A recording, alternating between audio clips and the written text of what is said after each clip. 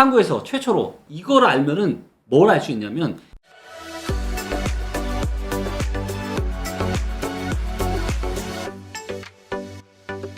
안녕하세요. 리치고 팀의 김기현입니다.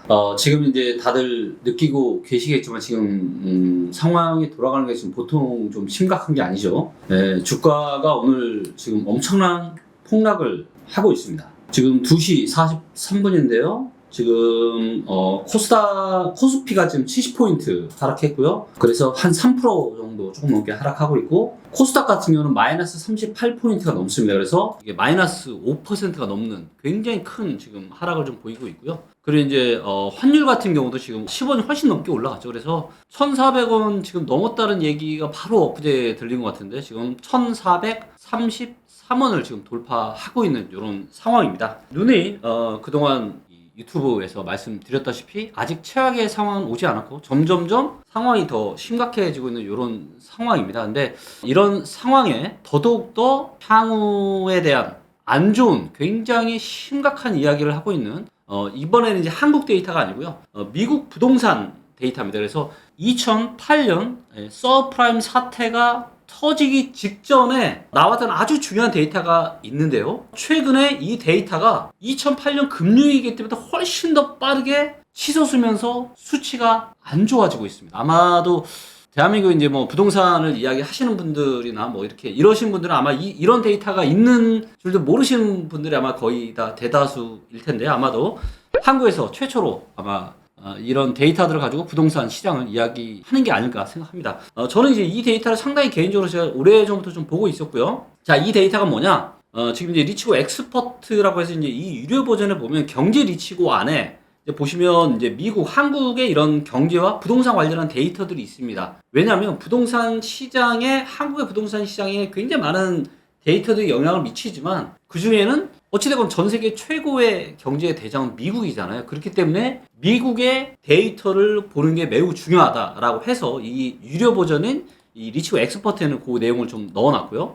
이 중에서 미국의 부동산 지표에 있는 데이터고, 여러 가지 지표들이 있지만 이 중에서 제가 어떤 위기와 관련해서는 가장 제가 중요하게 보는 지표인데요. 그게 바로 뭐냐면 Monthly Supply of Houses라는 이 데이터입니다. 이게 뭐냐면 매물 건수 나누기 매매 건수인데요. 그래서 팔려고 내놓은 매물 건수, 팔려고 하는 매물 건수 나누기 실제 매매된 건수 데이터입니다. 그래서 이걸 알면은 뭘 알 수 있냐면, 이 수치가 작다란, 이게 숫자가 줄어들어요. 그 얘기는 뭐예요? 매물이 나오는 족족 잘 팔린다라는 이야기고요. 반대로 이 수치가 이렇게 올라간다는 얘기는 뭐냐면, 매물은 계속 쌓이는데 아예 팔리질 않는다라는 그런 의미입니다. 즉, 부동산 시장이 굉장히 안 좋아지고 있다라는 걸 명확한 데이터로 보여주는 거고요. 한국에는 공식적으로 이런 데이터를 집계를 하는 게 없습니다. 좀 이따 리치고 앱에서 제가 좀 보여드리겠지만, 조만간 이제 리치고 팀에서는 이 지표도 아마 별개의 지표로 만들어서 아마 보일 수 있게끔 그렇게 기획을 지금 하고 있고요. 굉장히 중요한 데이터이기 때문에 미국에서도 부동산 관련 시장을 보는데 상당히 중요하게 보는 그런 지표입니다. 자, 이제 보시는 것처럼 2002년, 3년, 5년, 6년, 한 7년 정도까지만 해도 그렇게 별로 의미가 없었습니다. 이게 한 7.9, 한 8.0 정도인데, 보시는 것처럼 2007년 말부터 이 수치가 이제 9%대로 올라갔고요. 그리고 2008년 넘어서는 이제 보시는 것처럼 9.7, 10.5, 11을 넘게 됐습니다. 그래서 그리고 이 수치가 가장 높았던 2009년 1월 달은 12.2까지 올라갔었죠. 그래서 보신 것처럼 이 수치가 이제 2005년부터 계속 올라갔고, 빨간불이 들어온 시점 2007년 중반부터 이제 위험 신호를 보였었고, 10을 넘어간 2008년부터 상당히 문제가 되면서 서브프라임 사태가 생기게 된 거죠. 매물은 쌓이는데 거래가 안 되면 자금 시장으로 따지면 신용경색이 걸리고 돈이 안 도는 거예요. 굉장히 이거는 심각한 신호다. 그러면서 미국의 서브프라임 사태를 불러일으켰고요. 그리고 이제 보시는 것처럼 이 수치가 다시 이렇게 안정화를 보이던 2012년부터 21년 정도까지는 미국의 부동산 시장도 상당히 호황이었습니다. 자, 그런데 최근에 보니까 2022년 들어서 요게 2월 달이고요. 2월 달까지만 하더라도 아무런 이상이 없죠? 그리고 3월 달도 좀 올라오긴 하지만 여전히 괜찮은 7.0밖에 되지 않았고요. 근데 4월달 들어서부터 갑자기 8.4로 올라오면서 약간의 위험 신호를 보이는데 보시는 것처럼 6월달에 9.2, 지금 7월달에 10.9까지 이게 순식간에 지금 엄청나게 치솟고 있다. 그래서 이 각도를 보시면 금융위기 때의 요 상승의 각도와 최근의 이 상승의 각도가 어때요? 지금의 최근의 상승의 각도가 훨씬 더 가파릅니다. 자, 이 이야기는 무슨 얘기예요? 지금 미국의 부동산 시장이 지금 난리 났다. 팔려고 내놓은 매물은 급속도로 지금 쌓여가는데 거래가 거의 없는 거예요. 그러니까 이런 데이터가 이렇게 치솟는 겁니다. 그렇다면 왜 이런 일이 생기냐? 그것은 바로 미국이 인플레, 물가를 잡기 위해서 금리를 급속도로 올리기 때문에, 그러다 보니까 모기지 금리가 지금 6.6%대까지 치솟아 올랐습니다. 그러니까 금리가 이렇게 치솟으니까 부동산 시장이 본격적으로 안 좋아지는 거죠. 자, 지금 이제 최신 데이터가 7월인데요. 지금 이제 9월이고 조금 있으면 10월이잖아요. 근데 이 기간대로 금리는 더 올랐죠. 이 수치가 어떻게 되겠습니까? 더 올랐겠죠. 자, 무려 2008년 서프라임 사태 때 보였던 이 신호가 지금 또다시 보이고 있고, 그런데 이 신호가 훨씬 더 안 좋다. 훨씬 더 가파르다. 미국의 부동산 시장은 역사적으로 그 어느 때보다 굉장히 빠르게 지금 빙하기로 들어가고 있다는 것이 명확하게 데이터로 보이고 있고요. 자, 그렇다면 한국의 부동산 시장은 어떤지 역시 데이터로 한번 보도록 하겠습니다. 이 부분은 아직은 저희가 인덱스로는 만들진 않았지만 이거 사실 데이터가 다 있기 때문에 인덱스로 만드는 게 그렇게 어렵진 않습니다. 자, 보시면 리치고 앱 안에 들어가시면 이렇게 이제 지역별로 다 있고, 이거를 뭐 시도별로 볼 수도 있고, 좀 더 가깝게 하면은 시 군구별로 지역별로도 다 볼 수가 있어요. 모든 지역을 다 볼 수 있습니다. 이제 서울 먼저 말씀드리면 여기 보시면 거래로 들어가요. 거래.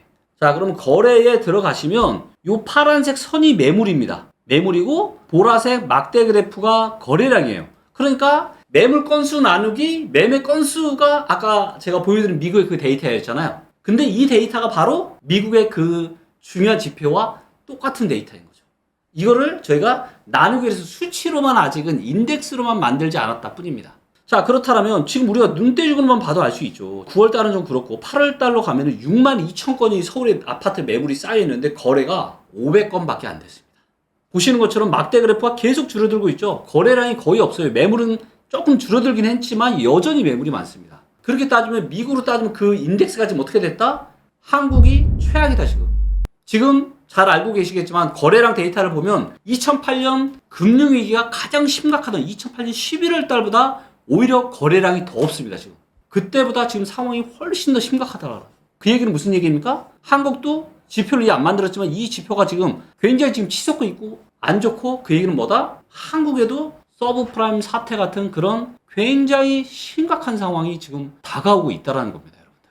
근데 아직은 이런 것들이 뭔가 지금 심각한 문제는 되고 있지만 아직 상처가 터지고 곪고 아직 이러지 않았어요. 이런 일들이 계속 펼쳐질 겁니다. 부동산 관련한 기업들, 뭐 PF 자금, 뭐 미분양이 생겨서 무너지는 부동산 관련한 회사들도 상당한 아마 타격을 좀 받게 될 거고요. 이런 것들이 어느 정도 다 터져서 어느 정도 진정이 되기까지는 부동산 시장이 또 금융시장에 영향을 또 안 좋은 영향을 미치는데 아직 금융시장에 아직 영향을 가지도 않았습니다.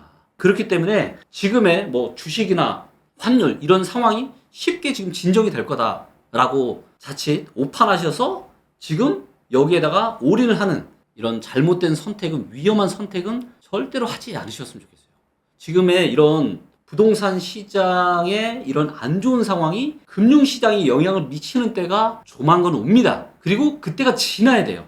그렇기 때문에 여러분들께서는 지금 최악의 상황이 어디까지 갈지를 그 누구도 알 수 없습니다. 그렇기 때문에 최대한 보수적인 스탠스를 취하시면서 보수적으로 여러분들의 소중한 자산 관리를 하셨으면 좋겠습니다.